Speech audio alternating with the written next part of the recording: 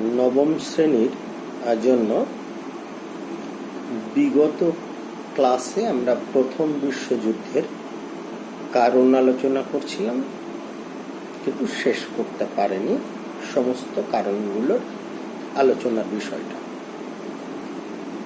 তো খুব সংক্ষিপ্ত আকারে হলেও আমরা যে কারণগুলোর আলোচনা করেছিলাম আর একবার স্মরণ করিয়ে দিই। সেটা হচ্ছে বাণিজ্যিক ও ঔপনিবেশিক প্রতিদ্বন্দ্বিতা, অতৃপ্ত জাতীয়তাবাদ, উগ্র জাতীয়তাবাদ, সম্ভবত এই কটা বিষয়ে আলোচনা করেছিলাম। আজকে আমরা ঠিক তার পরের থেকে শুরু করি, মানে তার পরের কয়েকটা কারণ আলোচনা করে আজকে প্রথম বিশ্বযুদ্ধের কারণ আলোচনা অন্তত শেষ করতে হবে। সেটা হচ্ছে পরস্পর বিরোধী শক্তি জোট গঠন।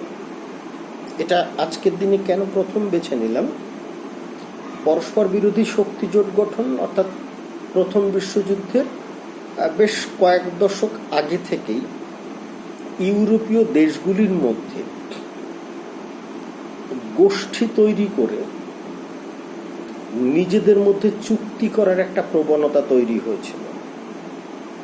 অর্থাৎ শক্তিশালী দেশগুলি আবার লড়াইয়ে সফল হওয়ার জন্য তার ঘনিষ্ঠ কয়েকটি দেশের সঙ্গে এক একটা ছোট ছোট চুক্তি করত।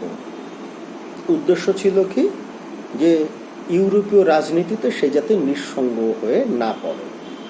এখন এই চুক্তিগুলির মধ্যে মানে সমস্ত চুক্তি শেষ পর্যন্ত প্রথম বিশ্বযুদ্ধের প্রাক্কালে দুটি বৃহত্তর চুক্তিতে পরিণত হয়েছিল। একটা হচ্ছে ত্রিশক্তি চুক্তি বা ট্রিপল অ্যালায়েন্স, আর একটা হচ্ছে ত্রিশক্তি মৈত্রী বা ট্রিপল আঁতাত। এইবার এই চুক্তি দুটি সম্পর্কে একটা 4 নম্বরের কোশ্চেন আছে, মানে আসে সাধারণত পরীক্ষায়, যেখানে ত্রিশক্তি মৈত্রী চুক্তি এবং ত্রিশক্তি আঁতাত চুক্তি গঠনের পর্যায়গুলো আলোচনা করতে। তো তোমরা সেটা একটু বিস্তারিত বইয়ের সহযোগিতা নিয়ে পড়ে ফেলবে। আমি সমস্ত কারণগুলো একত্রে আলোচনা করছি, তাই প্রসঙ্গক্রমে এই চুক্তির বিষয়ে যতটুকু আসবে ততটুকু বলছি। তো সেটা হচ্ছে আজকে আমরা কারণটাকে, মানে প্রথম বিশ্বযুদ্ধের যে কারণগুলো বিগত দিনে আমরা 4টে সম্ভবত পড়েছিলাম, আজকে যে 5th কারণ সেটা হচ্ছে পরস্পর বিরোধী শক্তি জোট গঠন, এবং তার মধ্যেই আমরা ওই ত্রিশক্তি চুক্তি ও ত্রিশক্তি আঁতাতের কথা বলবো। এবার সেটা তোমরা আরেকটু বড় করে টেক্সটের সহায়তা নিয়ে পড়ে নেবে, যাতে ওই অংশের থেকে 4-এর কোশ্চেন আসলে একটু লিখতে পারো। যাই হোক, ইতিপূর্বে আমরা উগ্র জাতীয়তাবাদী মনোভাব, উপনিবেশ বিস্তার বা পারস্পরিক বিবাদ এগুলোর প্রেক্ষাপটে 1870 থেকে 1914 পর্যন্ত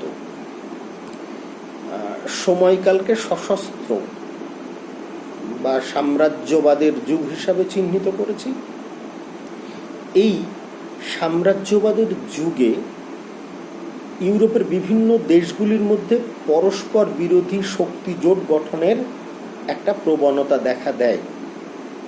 আসলে প্রত্যেকটা শক্তি পরস্পরকে সন্দেহ করত, পরিস্থিতি একটা বিদ্বেষপূর্ণ হয়ে উঠেছিল এবং সামরিক সংঘাত আসন্ন হয়ে পড়েছিল।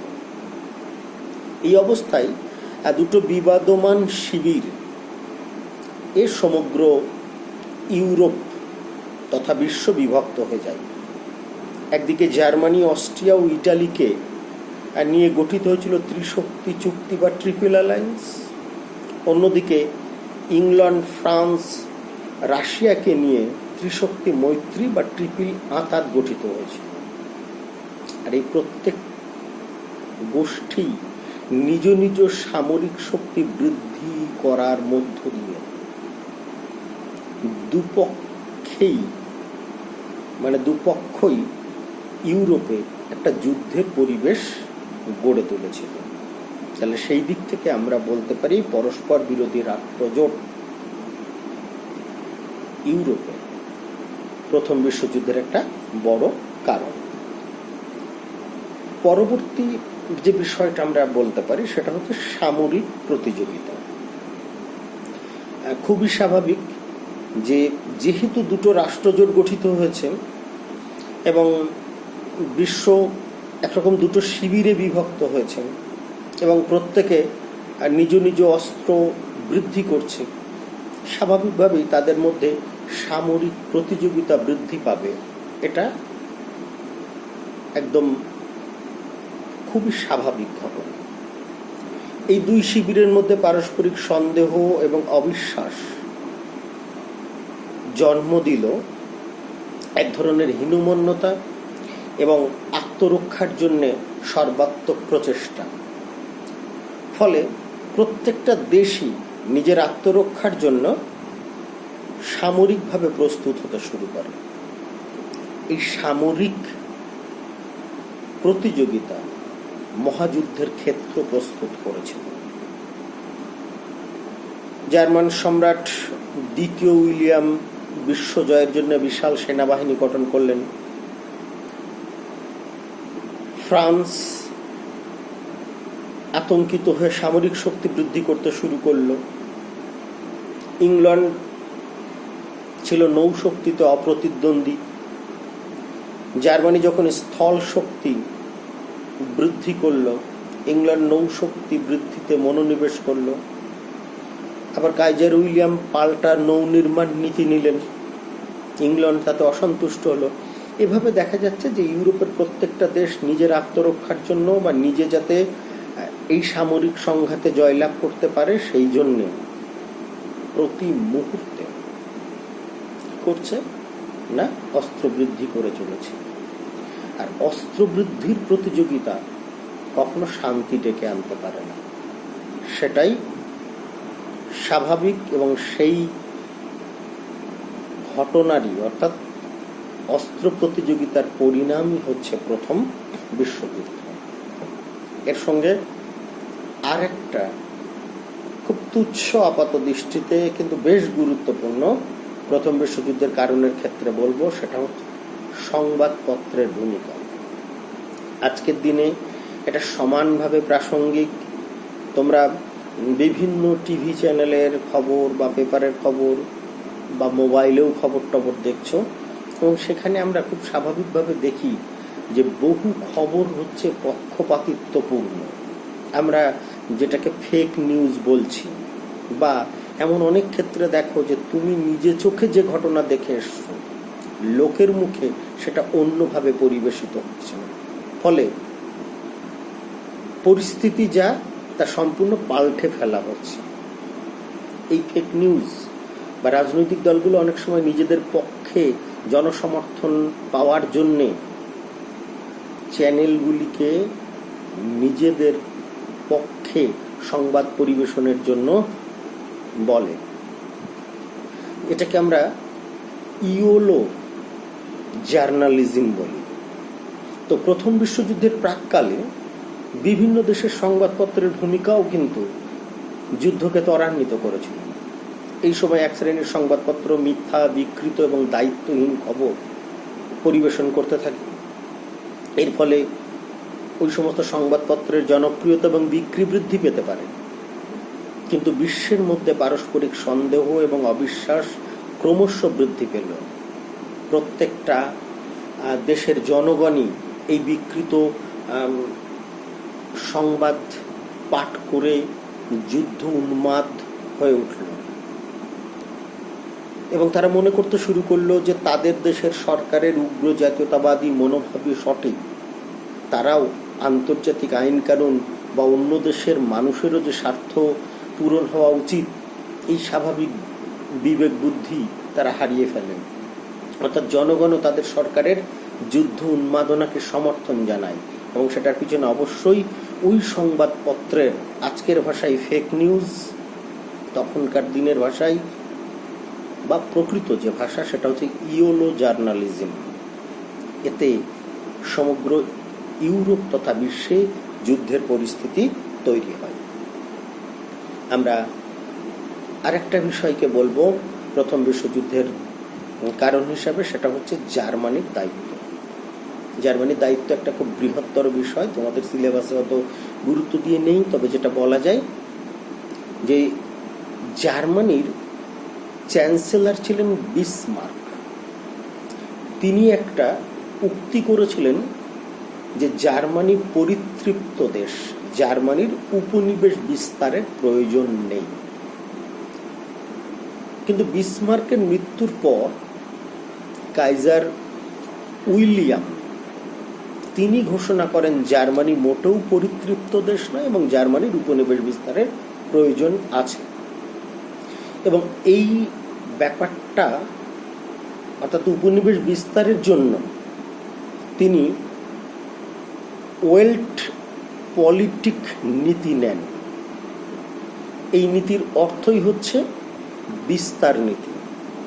তাহলে এই যে জার্মানি নতুন করে বিস্তার নীতি গ্রহণ করলো, বিসমার্কের আমলে জার্মানি নিজেকে পরিতৃপ্ত দেশ ঘোষণা করে উপনিবেশ বিস্তারে মনোনিবেশ করেনি, কিন্তু কাইজার উইলিয়াম বিশ্বের সম্প্রসারণ নীতি এটাকে সামনে রেখে শুরু করেছিল কি না, জার্মানি মোটেও পরিতৃপ্ত দেশ নয়, তার উপনিবেশ বিস্তারের প্রয়োজন আছে এবং সেই জন্য সে সাম্রাজ্য বিস্তারের চেষ্টা করল। একই সঙ্গে নিজের সামরিক শক্তি বৃদ্ধির জন্য বিরাট সেনাবাহিনী গঠন করল, নৌ শক্তি বৃদ্ধির জন্য চেষ্টা করল। আর জার্মানির এই সমস্ত চেষ্টা তার বিরোধী গোষ্ঠীকে, অর্থাৎ তার বিরোধী রাষ্ট্রজোটকে আরো বেশি যুদ্ধে প্ররোচিত করল। এই জন্যে আমরা প্রথম বিশ্বযুদ্ধের ক্ষেত্রে জার্মানির একটা বিশেষ দায়িত্ব আছে বলে মনে করি, যদিও এই নিয়ে বিতর্ক আছে যে ঠিক কতটা দায়ী, যদিও সেটা আমাদের এখানে আলোচ্য নয়। ইউরোপে যখন এই সমস্ত চলছে তখন বেশ কতগুলি আন্তর্জাতিক সংকট দেখা দেয় এবং সেই আন্তর্জাতিক সংকটগুলো প্রথম বিশ্বযুদ্ধকে ত্বরান্বিত করে এবং আন্তর্জাতিক সংকটগুলির জন্মই কিন্তু হয়েছিল ইউরোপীয় শক্তিগুলির উপনিবেশ বিস্তার বা ইউরোপীয় শক্তিগুলির সাম্রাজ্যবাদী আকাঙ্ক্ষা থেকে। এবং এই সংকটগুলির মধ্যে আমরা মরক্কো সংকটের কথা বলবো, আগাদির ঘটনা বলবো এবং বলকান সংকটের কথা বলবো। এই মরক্কো, আগাদি এবং বলকান এই তিনটে যে আন্তর্জাতিক সংকট, সবকটা সংকট কিন্তু তৈরি হয়েছিল সাম্রাজ্যবাদী নীতির জন্য। এবার তোমরা আফ্রিকাতে সাম্রাজ্য বিস্তারের যে বিষয়টা আমি পড়িয়েছিলাম বইয়ে, সেই জায়গাটা একটু খেয়াল করলে এই সংকটগুলোর কথা পাবে। তাহলে পূর্বোক্ত বিষয়গুলির সঙ্গে এই আন্তর্জাতিক সংকটগুলোও কিন্তু প্রথম বিশ্বযুদ্ধের জন্য একটা বড় কারণ। পৃথিবী যখন এই সমস্ত ঘটনাক্রমের জন্য একদম বারুদের স্তূপে দাঁড়িয়ে আছে, সেই সময় অস্ট্রিয়া ও সার্বিয়ার মধ্যে বিবাদ বলকান অঞ্চলকে যেমন একটা অগ্নিকুণ্ডে পরিণত করে, তেমনি বিশ্বে সংঘাতের সূত্রপাত ঘটায়। কি না, অস্ট্রিয়ার যুবরাজ আর্ক ডিউক ফ্রান্সিস ফার্দিনান্দ এবং তার পত্নী সোফিয়া এরা কি করেছিলেন না, সার্বিয়ার রাজধানী বসনিয়ার রাজধানী সেরাজোভো শহরে এসেছিলেন। কিন্তু সেখানে স্লাভ সন্ত্রাসবাদী একটা সংস্থা ব্ল্যাক হ্যান্ড তারা কি করেছিল, এই যুবরাজ এবং তার পত্নীকে হত্যা করেছিল, যেটা সেরাজোভের হত্যাকাণ্ড নামে পরিচিত এবং যা প্রথম বিশ্বযুদ্ধের প্রত্যক্ষ কারণ বলা যেতে পারে। অর্থাৎ এতক্ষণে যে পরিমণ্ডল তৈরি হয়েছিল সেই পরিমণ্ডল যুদ্ধের জন্য প্রস্তুতি রেখেছিল গোটা বিশ্বকে।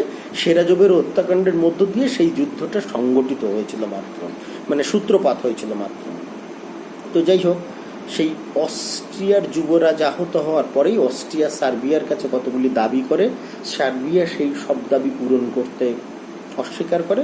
তখন অস্ট্রিয়া সার্বিয়ার বিরুদ্ধে